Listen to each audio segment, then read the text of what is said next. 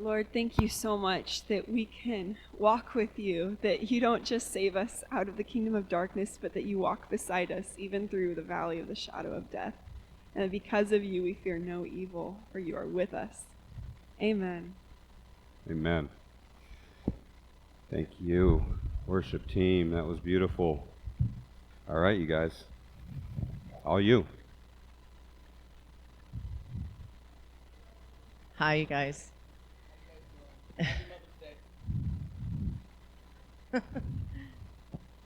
Well, my name is Terria.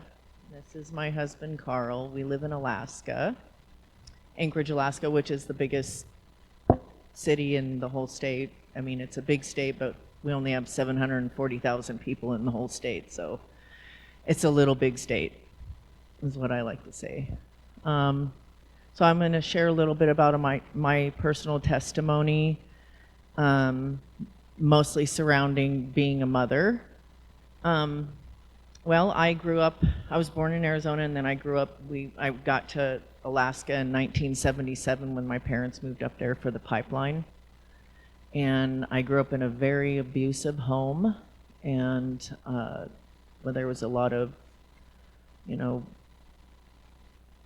starving, physical abuse, sexual abuse, and I was the oldest, so I was forced to take care of my siblings. I had 3 younger siblings and 3 younger sisters. And by 1984, the state of Alaska had gotten word that I had been locked in my room and strangled, and I wasn't allowed to go to school.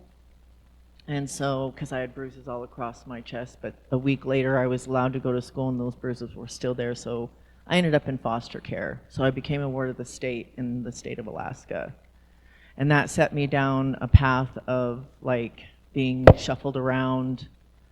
And so for 3 years, from the age, I was 11 at the time, from the age of 11 till I was 14, I was shuffled around into 13 different foster homes and group homes. And then by the time I was 14, I ran away and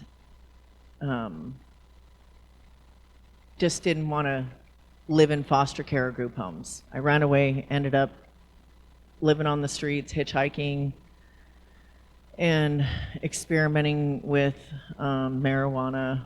Well, I'd already been doing marijuana, but experimenting with excessive drinking.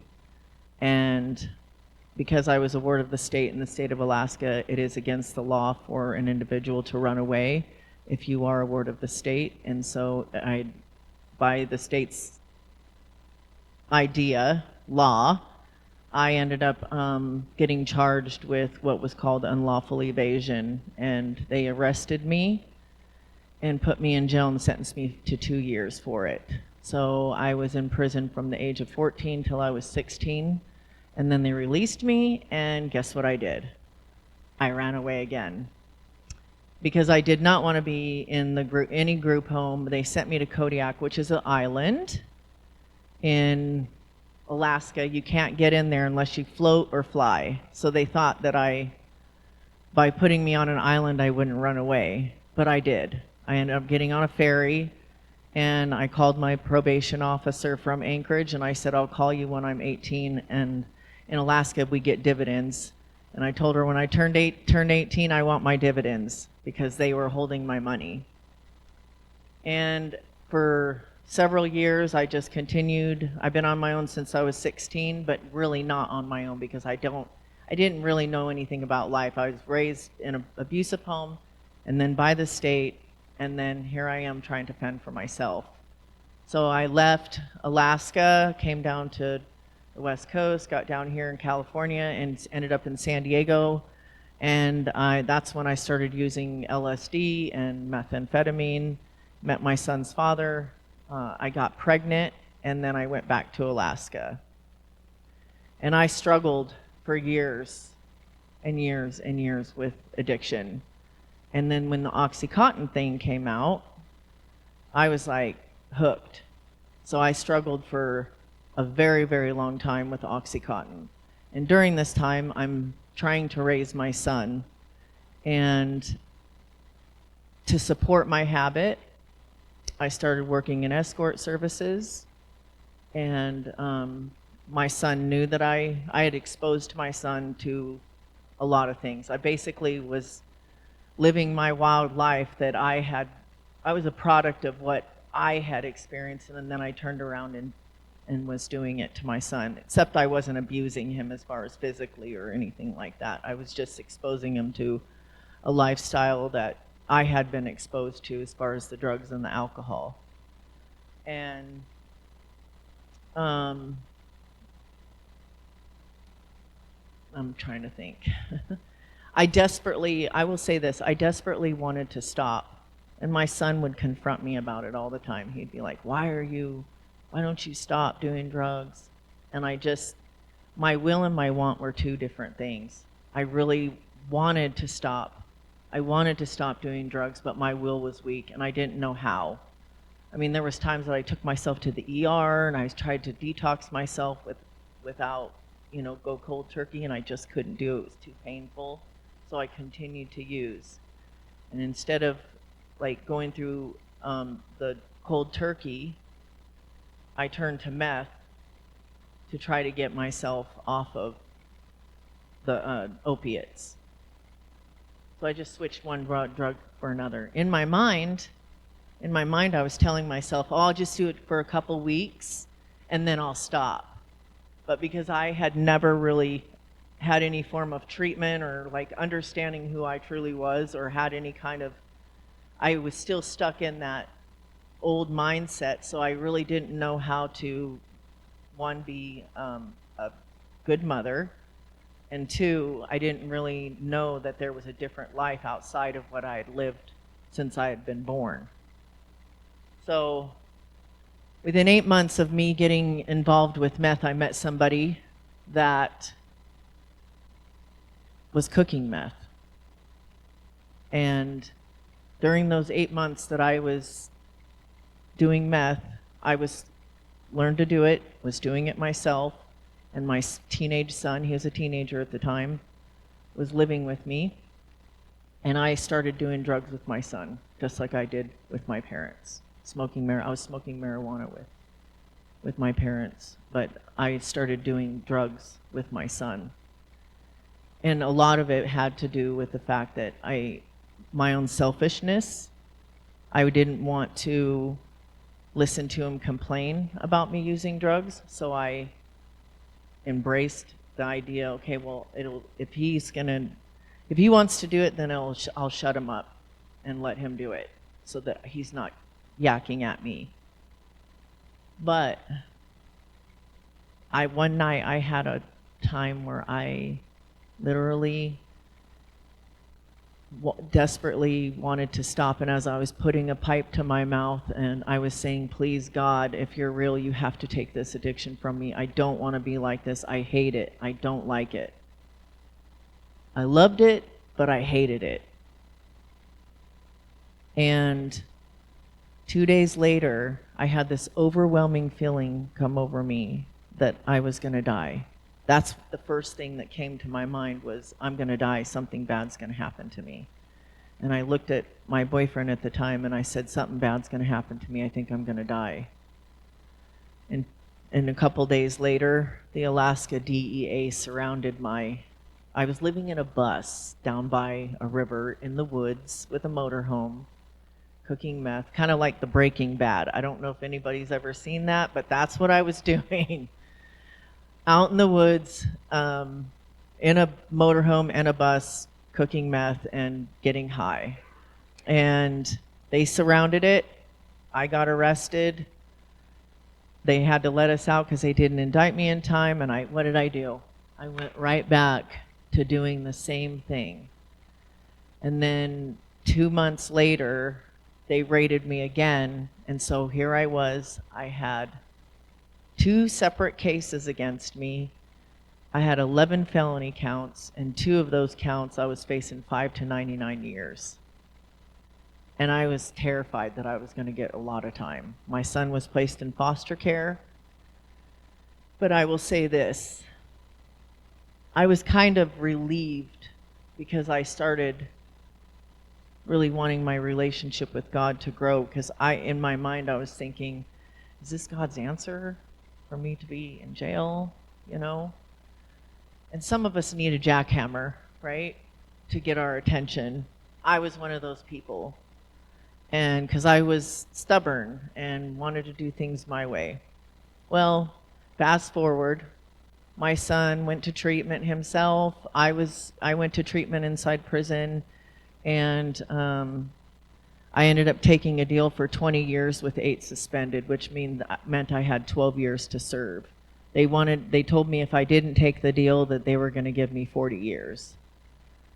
And so I took the deal, but what I did is I used my time well, and I built my relationship with my son as best as I could. My son became an excellent student, prom king. He was doing really well in school. He would come and visit me. He was like loyal to me. But I do remember my son telling me, "I'm glad you're in jail because I'm hoping that you change your life." And I never forgot that. And I had this conversation with my son where it was like, you know, tell me how you feel. Because I was in a different space. I was building my relationship with God. I was in the Word, and I was really finding out who my identity truly was. And it was not what I had been a product of, that environment that I had been in. And that's what I started embracing. And then I started becoming the mom that my son deserved. And so I gave him the opportunity to tell me how he felt, and he didn't hold back, let me tell you. But I gave him that safe space to allow him to have that conversation with me. He, you know, some of the stuff that he said made me feel ashamed. You know, I made him feel like a ghost. He was embarrassed of me because I had worked as an escort, and, you know, I was selling my body to men and doing drugs, and he said I would lie about what you did. I told people you worked at McDonald's, Mom. I mean, just stuff like that. And so I never forgot it, and I never wanted to put my son back there because my mind was different at this time. My mind was being renewed, and I saw things differently. I started seeing how God saw my son, but I also started seeing how God saw myself, how I saw myself, or how God saw me. So I ended up getting out, even though I had a 12-year sentence, or 12 years to serve. I worked my butt off, and I got out within 5 years. And that was April 2nd, 2005, that I was arrested. So April 2nd this year, I have 20 years clean.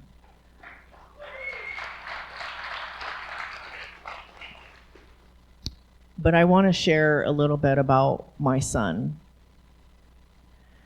My son struggled with addiction. And I want to say this to mothers out there. You know, I had to set boundaries with my son, even though my son had experienced the mom that he deserved for 10 years. You know, from 2005 until 2015, and I'll get to why I'm saying 2015 in here in a moment.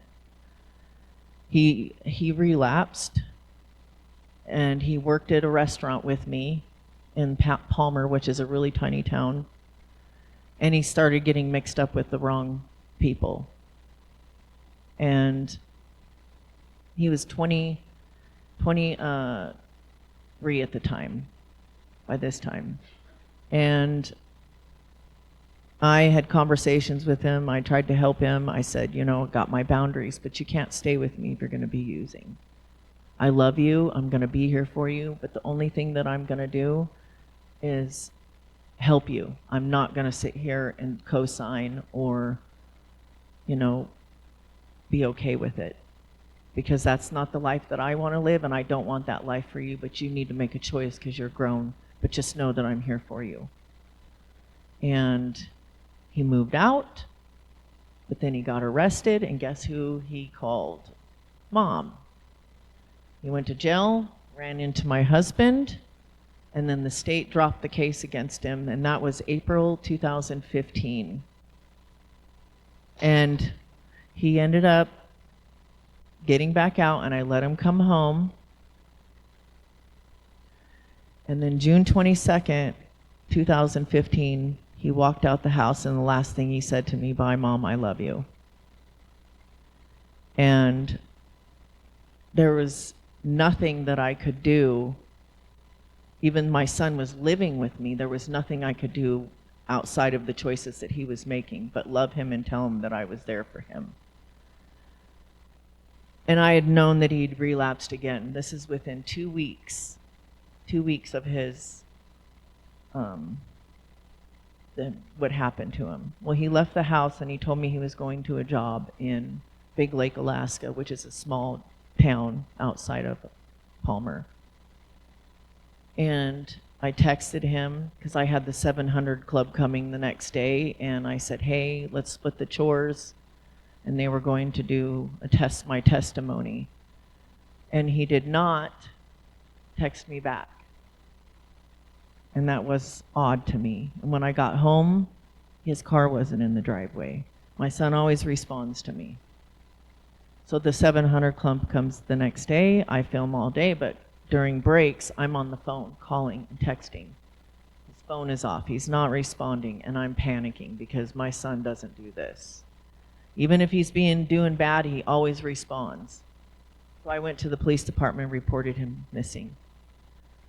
At about 4 o'clock in the morning on June 23rd or June 24th, which is 2 days after he'd walked out the house, the officer that had arrested me 10 years prior for my drug case came to tell me that he found my son in the backseat of his car. He'd been shot in the head. And the car was driven down in the bushes, and he was there for a day and a half before he was found. And I instantly, like, when you hear something like that, you instantly are like, is this even real? Like, am I sleeping? Am I dreaming? And it wasn't a dream. I literally, thank God I had God in my life, because everybody that knew me was afraid that I was going to relapse behind it. But that was the furthest thing from my mind. What was on my mind is what my son had to go through the last moments, if he was thinking about me, but also about the person that did it. I knew why. I didn't even have to like question why my son had been shot, because when you live that life, you're putting yourself at risk of that happening. And because people on doing drugs are unpredictable. Some will steal from you, some will steal and lie, and then some will take it to that level. Well, they will kill you for it. And I can't tell you with words of how I felt, but I had the Holy Spirit come over me so strong that I was questioning, like, how am I even walking through this? It was like I was breathing him. Like he was carrying me through that, because I always thought that if anything ever happened to my son, that it would kill me. But he was carrying me through that. And I asked the Lord why. You know, I'd prayed for my son. I asked him, why would you allow this to happen? And he said, you gave me your son. And I did. I gave him my son. And he said, now you need to trust me. And I want you to forgive the person that killed him. And I was like, you got to help me with that. And he did. I actually had so much compassion come over me for the person that did it, and I didn't even know who had done it, but I knew why. And why did I know? Because I'd lived that life, and I understood where a person's mind will go, where they do things they normally would not do, when they're sober. I took my addiction far. I used drugs with my own son. I did things, I put my son in situations and drug him around with my life, doing the things that I was doing. And I imagine that that person also was doing things he shouldn't have been doing, but he took his addiction to a whole nother level of taking someone's life. So, fast forward, when I found out who did it, I started, asking the Lord to help me walk through it. But eventually when the time came, I forgave him in court, but I wanted to have a conversation with him. So I pushed and pushed and pushed, and within a year I was in the maximum security prison, sitting down and having a conversation with him. And I'm an advocate now that focuses on restorative justice, which is restoring people to righteousness and bringing people to the Lord if they choose to do that. But even outside of that, I advocate for people to get their lives back together. And when I found out about this young man's life and what happened to him, I was angry at the system, but I was also angry at him because he got in trouble when he was 18. He eluded a police officer, got a 3-year sentence because it's a felony to elude. And they sent him to Spring Creek, which is our maximum security prison, as a teenager. And he became a drug addict in that prison and a gang member. And he kept recidivating instead of being rehabilitated.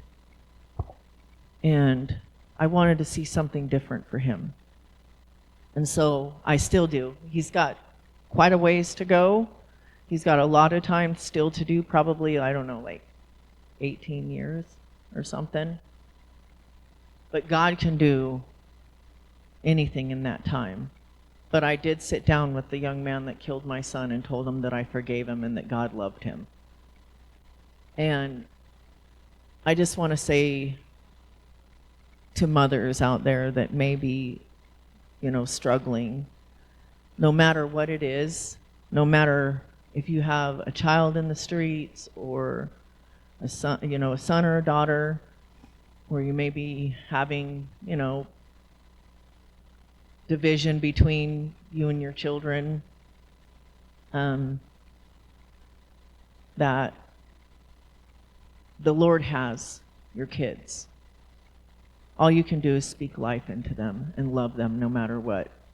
And I will say this, my son was a believer. He believed. And he always talked about God. Even when he was doing drugs, he was talking about God. And so that gave me hope, And I will just say this, keep praying for your kids. But also,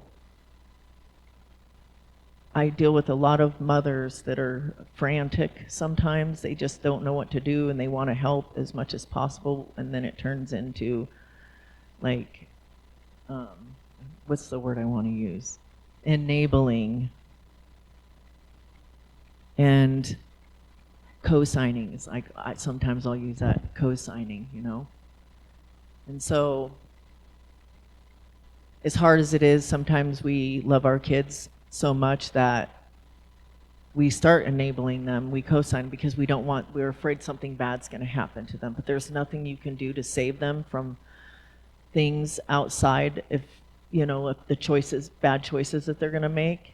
And all we can do is just hope that they will come back and get their lives together and get out of that life. But in my case, I ended up losing my son, and I know I have hope. In eternity, my son will greet me. My mission now is to, if you're still breathing, there's still hope. And one of my favorite verses is Forgiveness is really important. One of my favorite guys in the Bible besides Jesus is Joseph in Genesis. That's my dude, man. And he could have had been vengeful towards the people that his own brothers that caused harm to him. And but what did he say? He said, "You meant harm against me, but God intends it for good, to do what he's doing now, and that's the saving of many lives." So it's our perspective. It's our perspective on situations that happen. Harm comes to us, but it can be used for good. And our whole mission is to focus on saving other people's lives outside of whatever harm may come. Eternity is the goal.